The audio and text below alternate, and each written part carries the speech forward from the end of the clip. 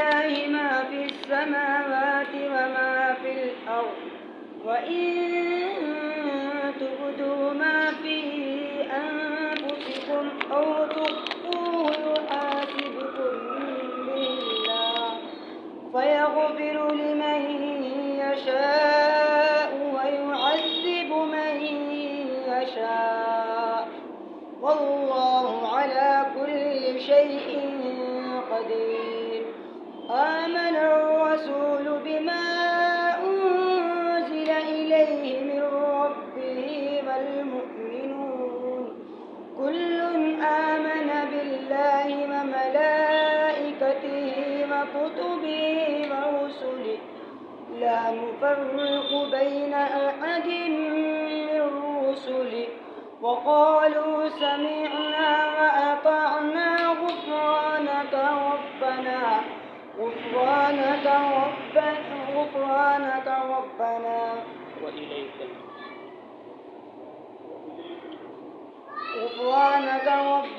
وإليك المصير. لا يكلف الله نفسا إلا وسعها لها ما كسبت وعليها ما اكتسبت ربنا لا تؤاخذنا إن نسينا أو أخطأنا ربنا ولا تحمل علينا إصرا كما حملته على الذين من قبلنا ربنا ولا تحملنا ما لا طاقة لنا واعف عنا واغفر لنا وارحمنا أنت مولانا فانصرنا على القوم الكافرين. صدق الله العظيم.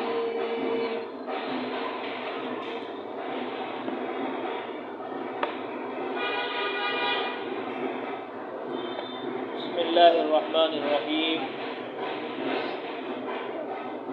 حضرت مولانا سعید خان صاحب رحمہ اللہ 3 دن کے لیے شیخ کے یہاں شیخ الحدیث مولانا زکریا صاحب رحمۃ اللہ علیہ کے یہاں تشریف لائے ہوئے تھے. حضرت والا نے ارشاد فرمایا کہ مولوی صاحب اپنے لندن کی سفر کی کارگزاری بیان کر دو. مجمع میں بہت سے نئے ہیں، ہم نے تو بہت سی بات سنی، اس لیے ہر ایک نے اپنے اپنے اعتبار سے بہت لکھا اور سنایا. یہ سب نئے آئے ہوئے ہیں، یہ بھی سن لیں گے. اس حکم پر مولانا نے کھڑے ہو کر بیان فرمایا. کارگزاری انگلینڈ کی خانقاہ کے اندر بیان ہوئی شیخ زکریا رحمۃ اللہ علیہ کے. شیخ زکریا رحمۃ اللہ علیہ علم کے اعتبار سے، عمل کے اعتبار سے، ذکر کے اعتبار سے ساری دنیا کے اندر علماء میں اور عوام میں مقبول و معروف ہیں. کیا تبلیغ اور کیا علم اور کیا ذکر، تینوں کے اندر اللہ تعالیٰ نے حضرت کو بہت قبول فرمایا. یورپ کے احوال، یہ سفر اپنی نوعیت کا پہلا سفر تھا. اتنا بڑا طویل سفر یہ پہلا تھا. لیبیا اور مراکش تک کا سفر تو پہلے کیا تھا، لیکن یہ سفر چونکہ یورپ کا تھا اس لیے اس سفر کی نوعیت جدا گانا تھی. اس سے پہلے ہم ان لوگوں میں جاتے تھے جو دین سے بہت کچھ واسطہ رکھتے تھے. ہمارا ان عربوں میں سفر تھا جن میں ایمان اور دین کا کسی بھی طریقے سے جذبہ تھا. لیکن اس وقت کا یہ سفر ان ملکوں میں تھا جہاں کفر و شرک کے مراکز تھے، لیکن اسلام کے خلاف جہاں اسکیمیں بنتی تھی، اسلام کو مٹانے والے قانون اور تدبیریں بنتی تھی. لیکن ان جگہوں میں بھی اللہ کی مدد شامل حال رہی اور اللہ کے فضل سے بہت سی بات اور حالات سامنے آئے. پہلے اس سفر میں مجھے معلوم نہیں تھا کہ میرا بھی سفر ہوگا کیونکہ مقامی کام زیادہ تھے. لیکن حضرت جی رحمۃ اللہ علیہ کا یہ پیغام آیا کہ تم عراق جاؤ تیار ہو کر، اگر کام کی ضرورت ہوئی تو جماعت میں روانہ ہو جانا، ورنہ جیسا اس وقت مشورہ ہوگا اس پر عمل کرنا. سفر سے پہلے کویت اور بغداد، کویت میں سخت گرمی کا زمانہ تھا، وہاں مسجدیں ایئر کنڈیشن کی ہیں، وہاں الحمدللہ کام کا استقبال ہوا اور عربوں کا آنا زیادہ ہوا. وہ لوگ کام میں خوب بڑے ہوئے ہیں اور ان لوگوں کی قربانی بھی زیادہ ہے. وہاں سے بغداد اور مختلف جگہوں کی 2 جماعتیں روانہ ہوئی.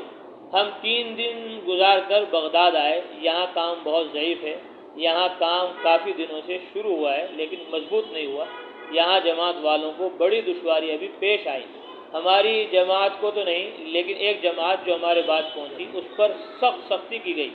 پولیس والوں نے انہیں بند کیا اور حدود پر پہنچایا۔ پھر وہ کام کرتے کرتے موصل پہنچ گئے، وہاں ان کو پولیس والوں نے پکڑ کر بند کیا اور ہر ایک کی تحقیق الگ الگ کر کے 3 گھنٹے تک ہر ایک سے سوال و جواب کیا۔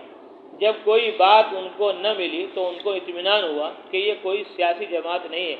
پھر انہوں نے جماعت والوں سے پوچھا کہ تم کہاں جانا چاہتے ہو؟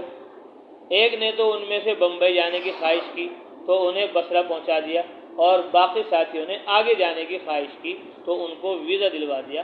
اس وقت ایک ضابط نے بتلایا کہ اوپر سے تو سخت حکم آیا ہے، اس لیے میں مجبور ہوں، لیکن مجھے تمہاری طرف سے اطمینان ہے کہ تم دین کی بات کرتے ہو، سیاست سے تمہارا کوئی تعلق نہیں، اس لیے میں اپنی یہ کار پیش کرتا ہوں۔ تیسرے دن بغداد میں کام کر کے لندن پہنچے اور لندن میں 22 دن جماعت رہی۔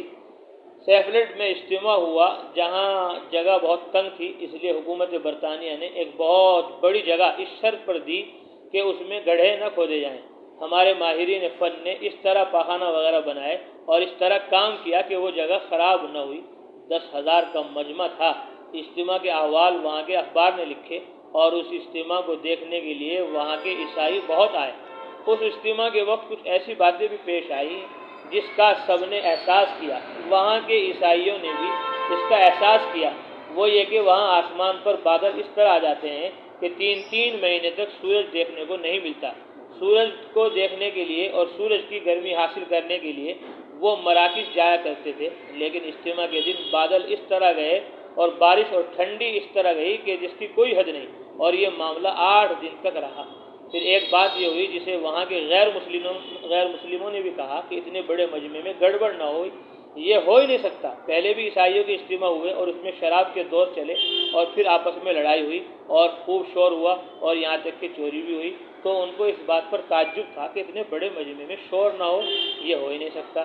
انہوں نے بغیر شور کے نماز کو پڑھتے ہوئے دیکھ کر بہت تعجب کیا اور اس پر انہوں نے دین اسلام کے حق ہونے کا اقرار کیا۔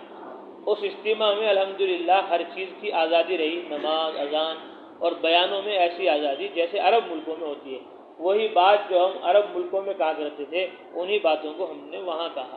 پھر اس 3 دن کے اجتماع سے یہ نتیجہ سامنے آیا کہ 60 جماعت بن گئی۔ 3 جماعت ہالینڈ اور کچھ جماعتیں جرمنی، امریکہ، روس، سعودی عرب اور مختلف جگہوں کے لیے بنی۔ یہی وہ علاقہ تھا کہ جس کے اندر اس سے قبل اگر کوئی دیندار چلا جاتا تھا تو وہاں دین سے بدل جاتا تھا، لیکن اب اسی علاقے میں دعوت والے کام کی وجہ سے اللہ نے وہ فضا بنائی ہے کہ اگر بددین بھی چلا جائے تو وہ بھی دیندار بن جائے۔ اللہ تعالیٰ نے دعوت والے کام میں وہ برکت رکھی ہے کہ اس عمل سے بددین بھی دیندار بن جاتا ہے۔ دوسری بات ہم نے دعوت والے کام کی برکت یہ دیکھی کہ جہاں اس برطانیہ میں مسجد بنانے کی اجازت نہیں ملتی تھی، جس طرح فرعون نے مسجد بنانے کی اجازت نہیں دی تھی، خدا نے یہ حکم دیا تھا کہ فَجْعَلُوا بُيُوتَكُمْ مَسَاجِدَ، کہ اپنے گھروں کو مسجد بنا لو، تو ان کی تمام کوشش جو مسجد سے روکنے کی تھی وہ ناکام ہوئی۔ اس طرح بہت سے مکانوں کے اندر مسجد بن گئی۔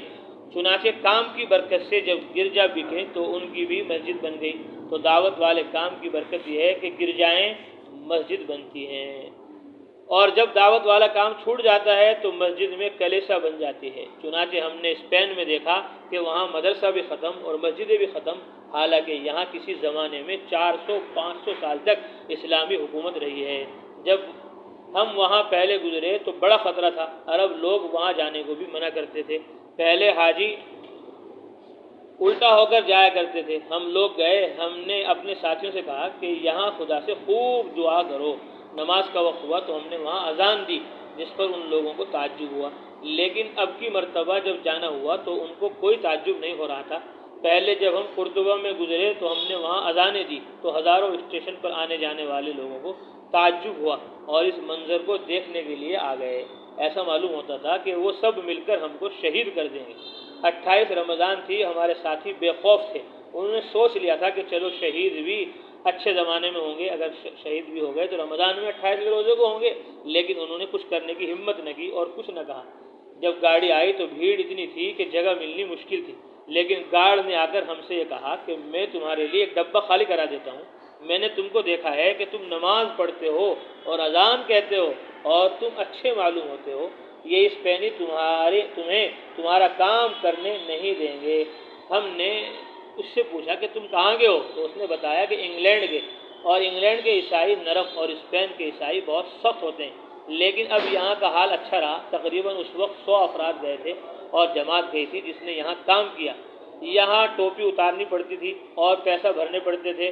اب کے اس سلسلے میں کوئی بات پیش نہیں آئی۔ قرطبہ کی مسجد میں ایک ساتھی نے جا کر ہمت کر کے اذان بھی دی۔ اس مسجد کے میناروں پر صلیب لٹکا رکھی ہے۔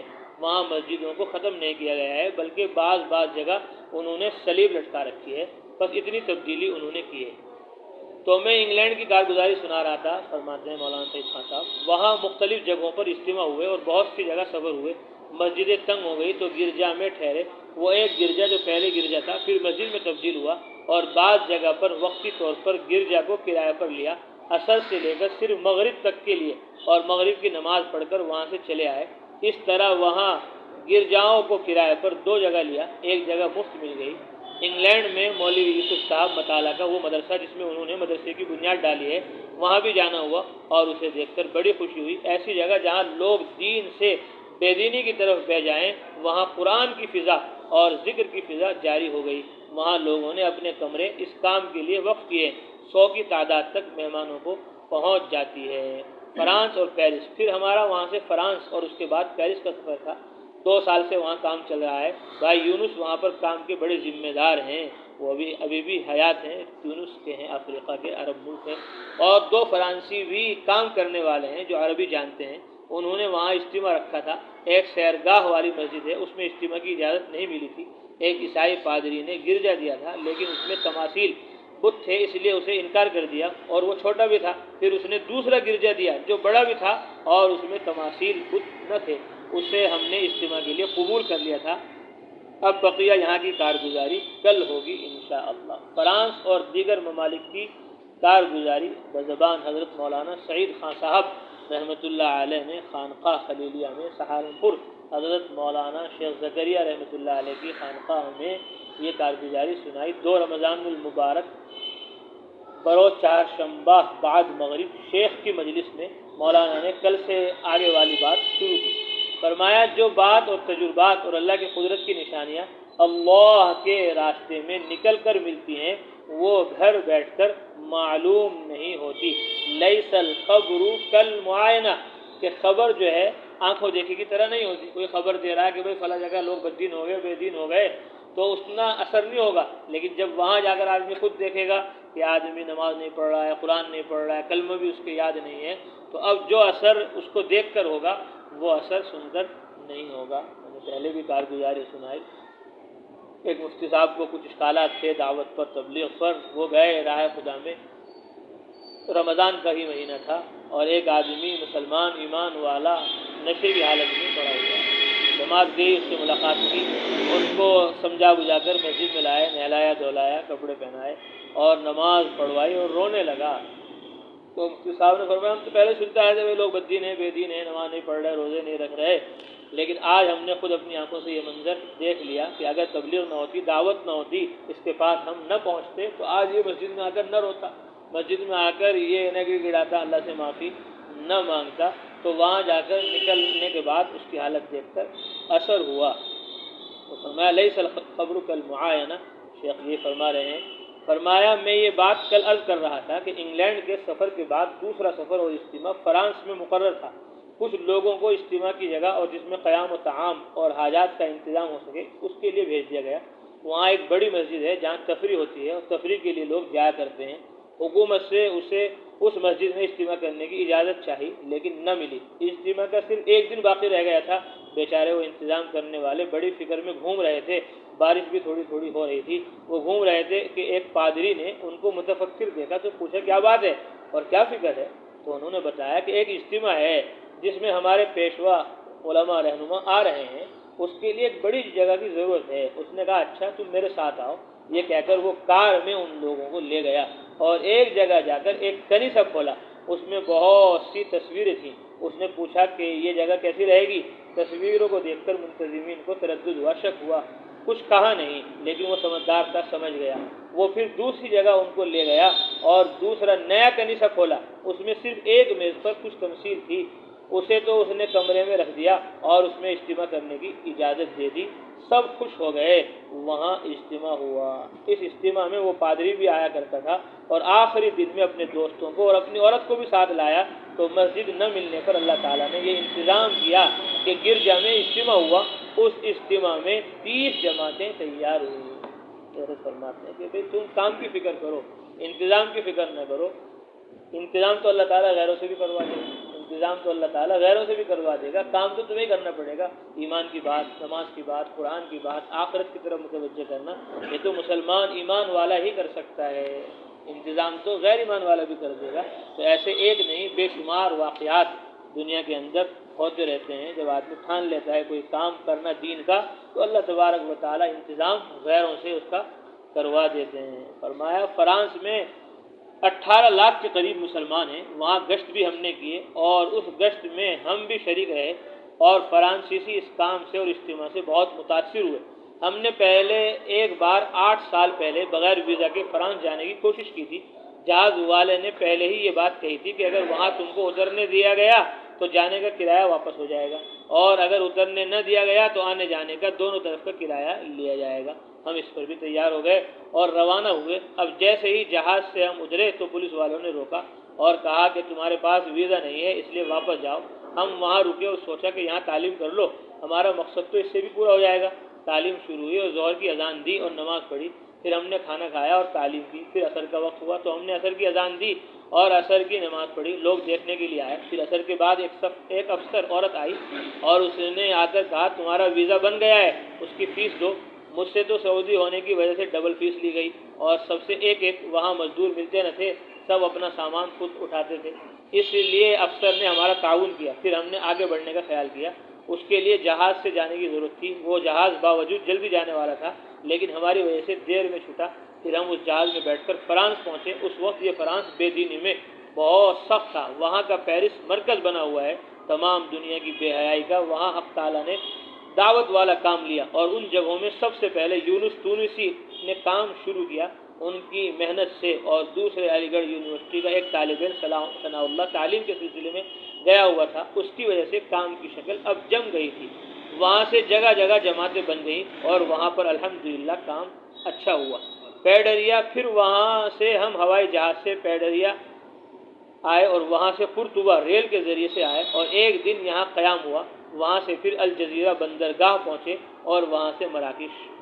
جب ہم مراکش میں پہنچے تو وہاں ہمارے پہنچنے سے پہلے ایک اعلان یہ ہو چکا تھا کہ مراکش میں کوئی اجتماع نہیں ہوگا اور نہ کوئی یہاں ٹھہرے، کیونکہ کچھ سیاسی حالات بگڑ چکے تھے. اس وجہ سے اعلان ہوا تھا.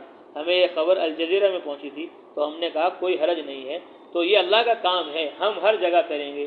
بہرحال ارادہ کر لیا مراکش جانے کا اور پہنچے اور ایک مسجد میں جا کر ٹھہرے. پھر ہم نے ایک وکیل اور وزیر اوقاف سے ملنے کی درخواست کی. اس میں میں بھی گیا اور جا کر ہم نے ان کے سامنے کام رکھا تو وکیل نے اطمینان ظاہر کیا اور وزیر اوقاف کو لکھا کہ مجھے پورا اطمینان ہے، ان کا سیاست سے کوئی تعلق نہیں ہے. پھر وزیر اوقاف نے ہمیں بلایا اور اجازت دے دی. انہوں نے ان علماء کے نام پوچھے جو تقریر کرنا جانتے ہوں. 8 نام ہم نے بتلائے، مولانا مفتی زین العابدین صاحب اور مولانا لطف الرحمان صاحب بنگلہ دیش والے وغیرہ، ان سب کے نام لکھوائے. پھر ہم بیدہ مسجد میں آئے.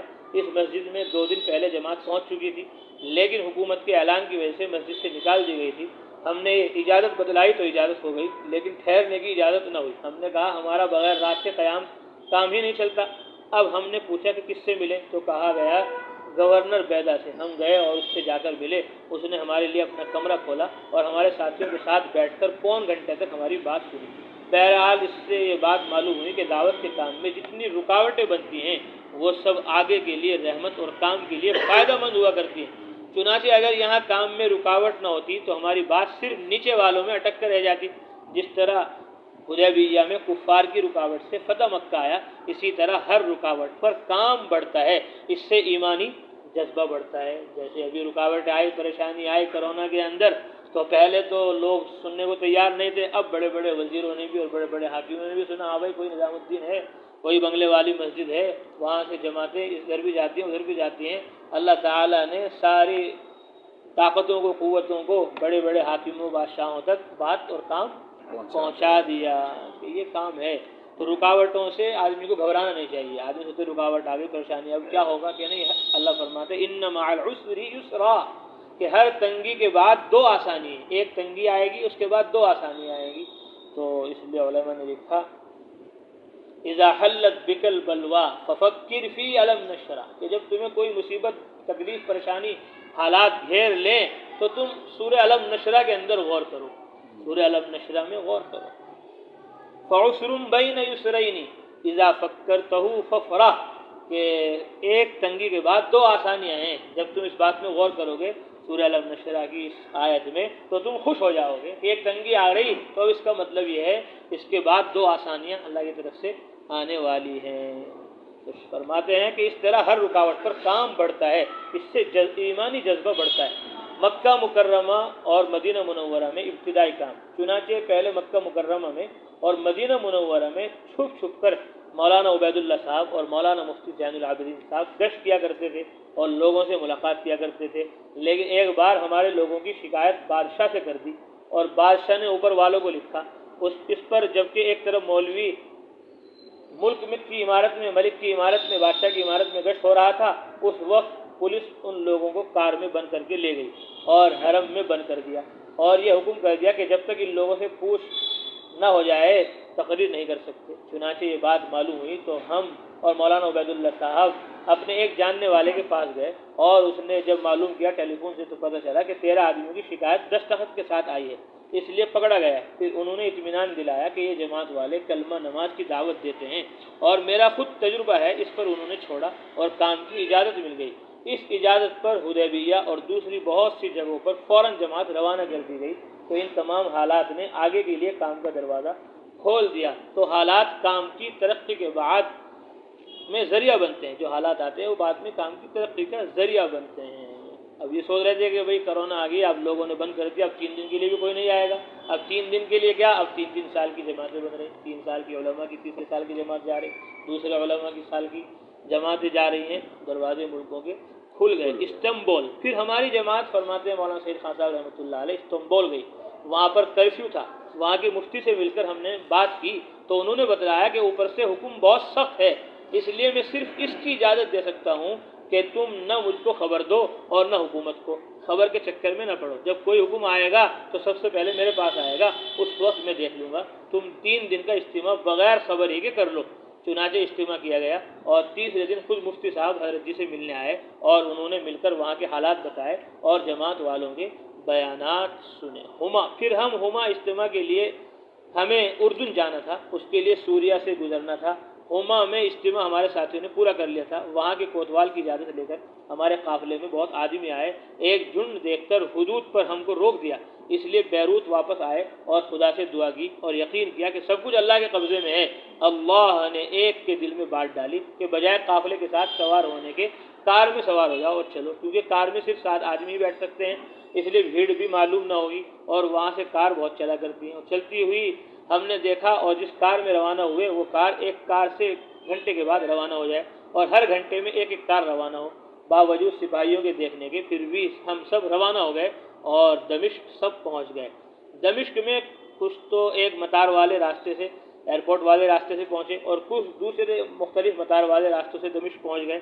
مفتی زین العابدین صاحب جدہ والے مطار کے راستے دمشق گئے، وہاں والوں نے پوچھا بھی کہ اتنی سختی کے باوجود تم کیسے پہنچ گئے؟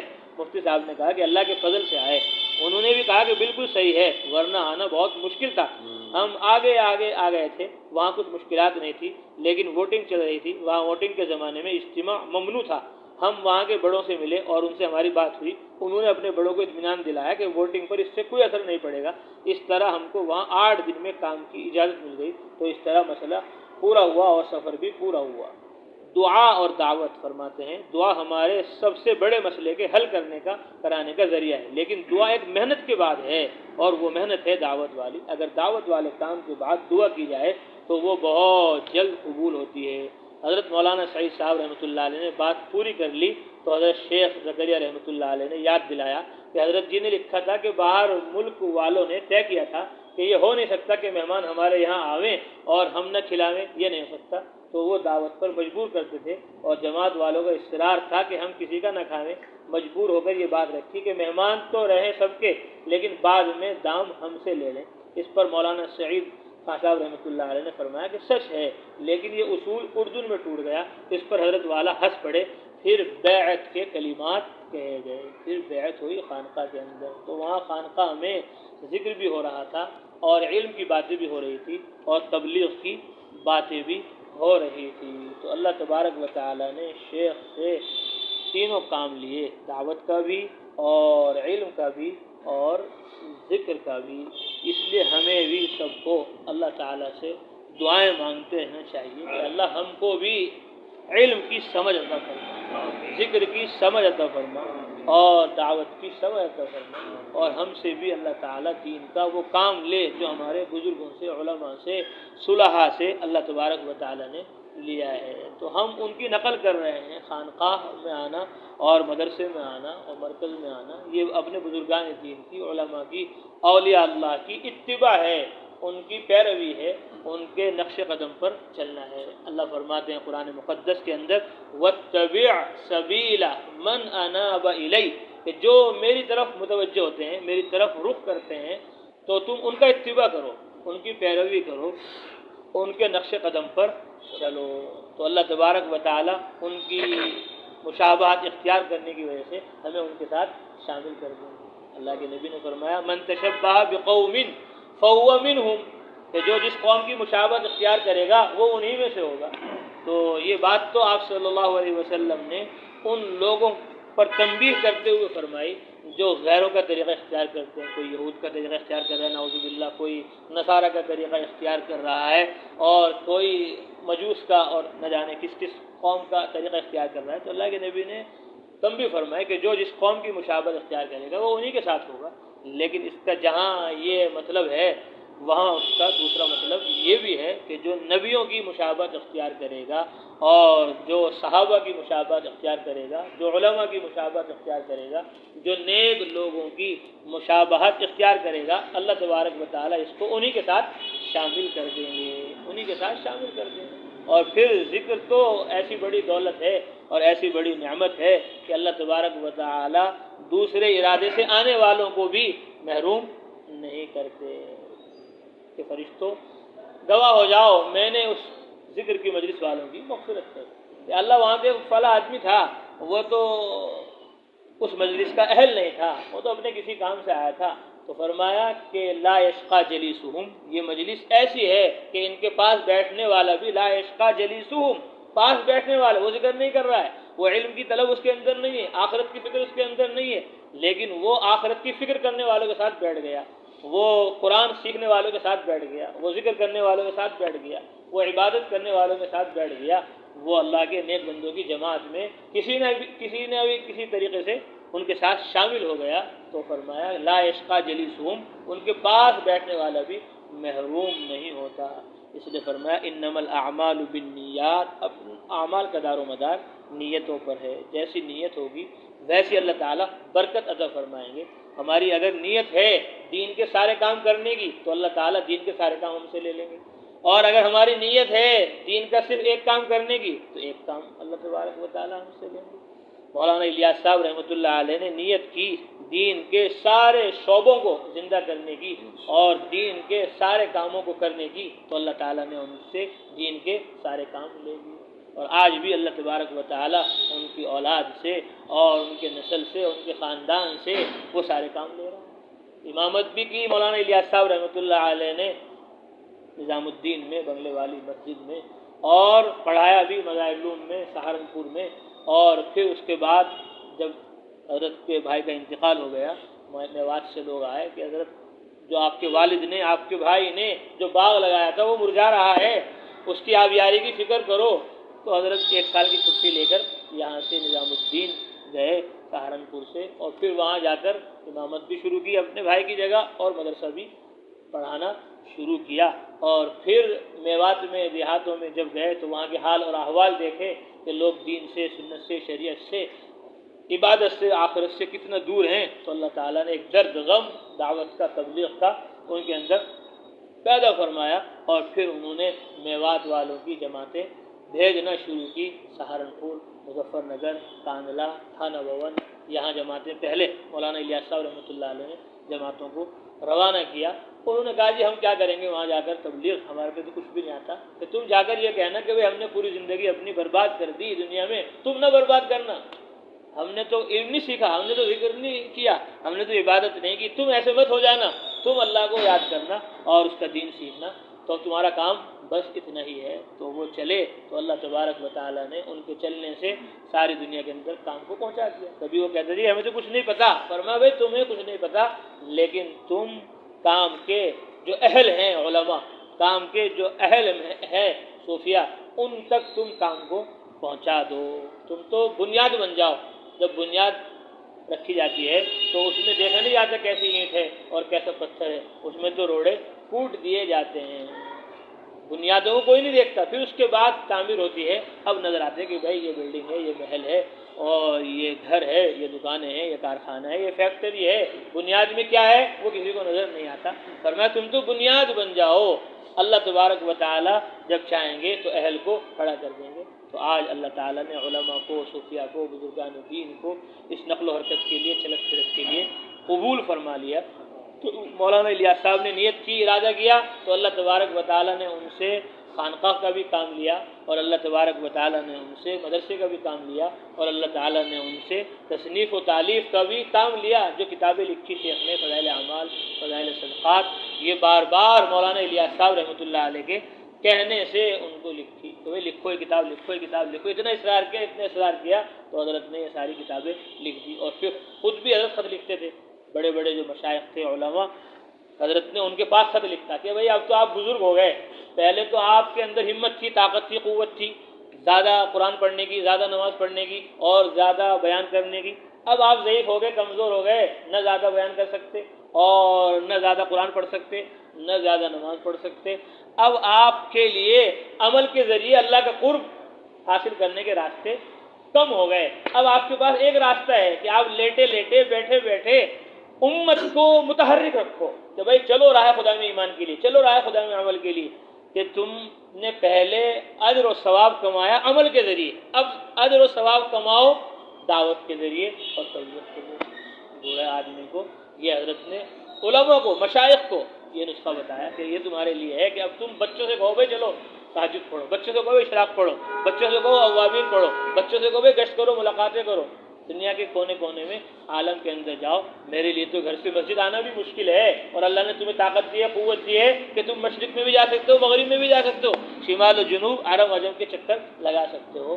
تو دونوں طریقے سے ہمیں اللہ تعالیٰ کا قرب حاصل کرنا ہے، خود عمل کے ذریعے بھی اور دوسروں کو عمل کی دعوت دینے کے ذریعے بھی۔